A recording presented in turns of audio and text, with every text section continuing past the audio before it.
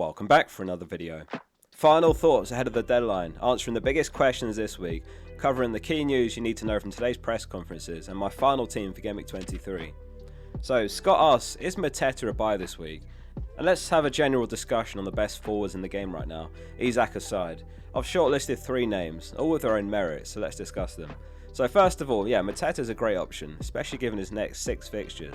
He's got 4 home games in there. And Palace seem to have turned a corner recently, hitting some good form. And he's scored in the last 3 games in a row, 4 goals in 3 games, 7.4 mil.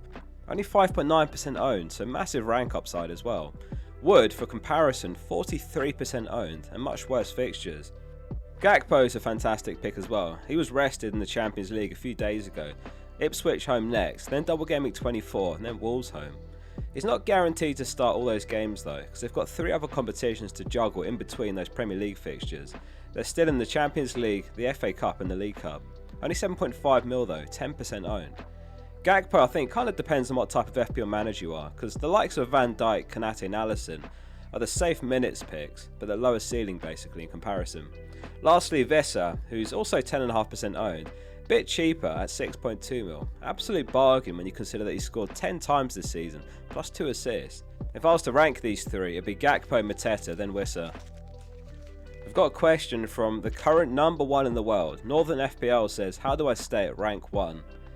I've not mentioned this in the video for genuinely like a year or 2, but I've been rank 1 before in FPL, and a mistake that I made was switch into a defensive playstyle. At that rank, I think you've still got to play like you're chasing imaginary managers ahead of you, because you've basically got the entire world chasing you behind you. Because if you start going safe with every decision, there's going to be people behind you that will catch up and overtake, that have taken some calculated risks. Keep doing what you're doing anyway, because it's worked perfectly for you to this stage. I had a look and Northern's only used his triple captain, which is good, so at least you've not used all your chips already. Depending on whether you plan to use a chip in double Gameweek 24, if you're not, then be mentally prepared to potentially drop a bit if you're not using a chip then, and don't panic if that happens. There's going to be loads of triple captains and assistant managers using Gameweek 24, so I think that's a general tip for all of us as well. Don't sweat it if you have a couple of red arrows from Gameweek 24, even if you have a good team. We're all on different paths through our seasons, but we all end up in the same place by Gameweek 38 with all chips used. A more extreme example, let's imagine someone in your mini league uses every chip in the opening 3 or 4 game weeks, and they're like 100 points ahead of you. And you might think, well, how am I going to catch up if I'm 100 plus points behind? Well, by the time we get to Gameweek 38, you'll have used all your chips by then, and they will have used theirs already, so they'll be losing points to the field. Anyway, best of luck, mate, keep it up. Let's have a look at the scout selection for Gameweek 23. What's the best team this week? So the scouts gone with Sells in goal, Trent, Gabriel and Hall in defence, Salah captain, and Mbumo, Gordon and Rodgers in midfield, Isak, Havertz and Mateta up top. Only double Liverpool here, despite having the best fixture of the week in my view. I'd have gone for Gakpo over Havertz, or maybe Van Dijk over Gabriel, or even Alisson over Sells. Bournemouth away is not a straightforward easy game right now, despite how good Forest defence has been. Nice team this week overall though. What are the markets saying for Gameweek 23 then? We've got the projected goals for every team for each fixture here, along with the clean sheet probabilities as well. So Liverpool well ahead with 3.4 projected goals against Ipswich, who did just concede 6 home to Man City. And Liverpool also top of the clean sheet odds, given a 52% chance. Spurs have got the next most projected goals with 2.55, though obviously there's not many options at Spurs leaping out. Solanke's out for 6 weeks, so Richarlison could be a factor again if you want a mega differential. Let's not forget that run from Gameweek 16 to 23 last season. He failed to score in only 1 of 8 games, scoring 9 goals in 8. He scored last match against Everton as well. He's 6.8 mil before you check. I'd still rather those other 3 forwards from the first segment though. So Newcastle have got the 3rd most projected goals at 2.5 and a 36% chance of a clean sheet. So it's looking good for Hall, Gordon and Isak owners up against Southampton. A response needed of course after that crazy loss last match. And then very quickly, as far as the individual players market odds, Salah's 0.99 projected goals is top for Gameweek 23. And then it's Isak, and then it's Darwin, Haaland, Watkins and Son. The odds assume that the player starts of course, which might not be the case for Darwin. I was messing around with this segment earlier. Would you be interested in a slide that shows the most transferred players in and out overall? Leave a comment below if you'd like to see this every week or not. Kluivert's the most bought player this game week, though they do have Forest and Liverpool, so if you're considering him, I'd give it a couple game weeks before they hit a nice run of fixtures from Gameweek 25, starting with Southampton and Wolves. Wood's the 2nd most bought as well. If you're in need of a forward, I'd go for one of those strikers from the opening segment over Wood, at this point anyway, given the fixtures that Forest have got ahead. I think in their next 6, they still have to play Arsenal, Man City. I might even sell Wood in Gameweek 24 myself. Saliba, Jackson and Solanke the most sold players. Palmer's the most sold midfielder, which is crazy to me. He's on the same pace as last season in terms of points per match at this stage. Anyway, I threw this slide in while I was waiting for the press conferences, so let me know either way if you'd like this to continue or not. Let's have a look at the captaincy rankings as always next. Pretty straightforward this week. Salah number 1, Isak number 2, and I've gone with Son number 3, but I can't imagine he's in that many teams. And even if I did have him, I'd still rather go Salah this week. He's basically the maximum upside pick given his ownership compared to the other two. And in fairness, he does have Leicester home, and he did just score in the Europa League. Last question then. There were loads of questions about this. Christopher says, I really want Marmoush, but Man City's fixtures are terrible. So if you're wondering who the hell Marmoush is, he does look a serious talent. In the Bundesliga, only Kane's got more goals. And in Europe's top 5 leagues, literally only Salah's got more goal contributions this season. So he's got 15 goals, 10 assists in 17 games, which is absurdly good. He's a wait and see in my eyes though. First of all, the fixtures are awful as he says. And secondly, he might be eased in initially, so limited minutes and benchings here and there. The fact that the fixtures are bad is the perfect excuse to sit on it for now and just monitor how he gets on and how regularly he starts. And is he competing with Haaland, or will he start in addition to him alongside Haaland like Alvarez often did?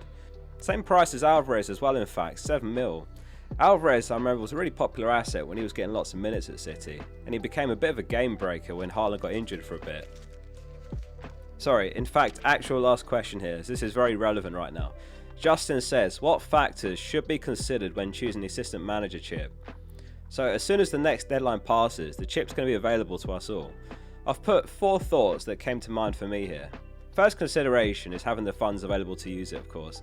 The manager's varying cost from 1.5 mil to 0.5 mil. It doesn't use a transfer to activate the chip, but you can transfer managers over the 3 game weeks that it's active, which uses up a transfer. So if you plan to use it on slot in Game Week 24, you're going to need 1.5 mil in the bank, and that's locked out of your budget till the 3 game weeks are over, and then it goes back into your bank. The second consideration is, of course, where are the best run of 3 fixtures to actually use it? Game Week 24 is popular because you do catch the Liverpool double game week. Game Week 31 will be popular because if Liverpool knocks Spurs out the League Cup, they'll double in Game Week 33. That would be a run from Game Week 31 of Fulham, West Ham, Leicester and Aston Villa. Game Week 36 is also going to be a popular opportunity because there'll be a double Game Week 37. So basically you attack the final 3 game weeks of the season. We don't know who will double there yet either. It could be Chelsea, Liverpool and Man City, the notable teams. Chelsea and Liverpool's fixtures wouldn't be great around then, but Man City's could be very nice. Southampton, Villa, Bournemouth and Fulham. That brings me to point 3 in fact. Is it worth sacrificing the triple up to use the chip? Some game theory at play here, but let's say you use it on slot, and therefore you miss out on the opportunity to own a 3rd Liverpool player. Slot could get you 40 points, but how many points have you given up on not owning a 3rd Liverpool player? Let's say Van Dijk keeps 2 clean sheets in 4 games. Maybe that's 17 points you've given up there. However, of course, the other notable thing is who would you own instead? Like if you plan to use a chip on slot in Game Week 24, and you own someone like Mateta instead of Gakpo who smashes it, then there's no harm done. Last consideration, are there any bonus points opportunities? As a reminder, if you use the chip on a manager and they play against a team 5 or more places above them in the Premier League table, if they win, you get 10 bonus points on top, or 5 bonus points if they draw. That's absolutely huge if you get it perfect. Glasner, around Game Week 37 last season, would have gotten you 67 points if I recall. The Premier League table is going to look quite settled by double Game Week 37 though, whereas right now, there's some teams who in theory should be higher up in the Premier League table, like Spurs, Man United, maybe Palace. Next segment then, I'm realising this is ending up quite a long video, so let's rattle through this. A quick summary of the main news from today's press conferences. Solanke is going to be sidelined for around 6 weeks, so it's from bad to worse for Spurs. Richarlison that we mentioned earlier could be an option if you really want to go rogue and mega differential though. Bentancur is back from concussion, Spence is a doubt.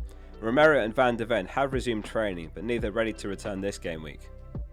Cobble and Enzo could return this game week after missing last match, a decision to be made after training, and Palmer's fine after playing through the pain barrier in Game Week 22. Don't sell Palmer, you'll almost certainly regret it. So Pope's got a chance of being in the squad to face Southampton. He's finally back in full training for Newcastle. So it's something to be aware of if any of you went for Dubravka. I think he should be okay for one more game, I reckon, maybe two. Positive news if you've got any Newcastle defenders though, although Dubravka's actually done really well in Pope's absence. Fortunately, Saliba's injury is not a serious one for Arsenal. He'll definitely return next week, Arteta says. Though he did also say his availability for Gameweek 23 is yet to be determined, so knowing Arteta, he might even play against Wolves this game week. Lastly, some Liverpool news. So Jota and Gomez remain sidelined, which is good news at least if you're looking at Gakpo or Konate. It's one less player competing with them basically. A word of warning on Konate though. He was someone that I'm looking at and I might still get him, but Slot admitted that he's not in a position to play 3 games in a week, and he said he needs to be managed after his recent return. And Konate himself said he's not quite back to his pre-injury levels, and he said my knee will come back 100% soon, it's fine. And he said I still have pain, I play with painkillers, and that's enough for me to play. So finishing up with my team selection then. This week it's Raya, Trent, Gabriel Munoz, Semenyo, Gordon, Salah, Bruno, Palmer, Wood and Isak. I need everyone playing this week because my bench is looking dead here with Strand Larsen, Colwell and Greaves.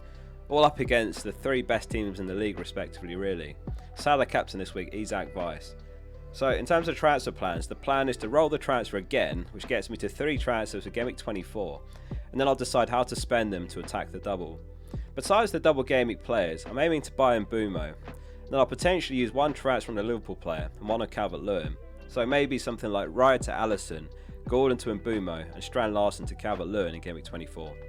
Good luck this game week everyone, hope you all smash it. Hit like if you did enjoy this video and make sure you subscribed as well, it's completely free. There's lots of double game week content coming next week as well. We'll be live here tomorrow right before the deadline as well, see you all then.